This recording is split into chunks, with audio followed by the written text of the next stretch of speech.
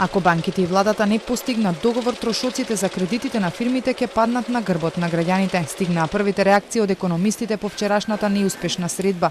Иако премиерот Мицкоски рече дека се приближуваат ставовите на двете страни, експертите стравуваат дека договор нема да има и на крајот од буџетот ќе се покриваат трошоците за заемите на компаниите, што според нив е најлошата опција која може да ни се случи. Сметаат дека од самиот старт целиот процес се води погрешно затоа што властите, без да ги консултираат банките и да знаат како ќе ги пласираат овие пари во стопанството, се задолжија кај странска влада и сега парите стојат на сметка и не се користат. Се чини дека трошоците ќе паднат на товар на буџетот, односно дека граѓаните на крајот ќе ја платат цената.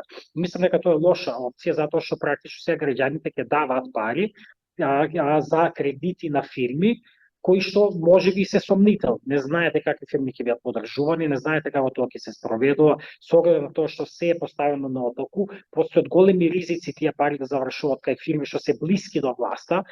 За експертите е нејасно зошто државата имаше потреба и да се задолжува за да дели кредити на фирмите, кога и тука има такви заеми со камати до 3,5%.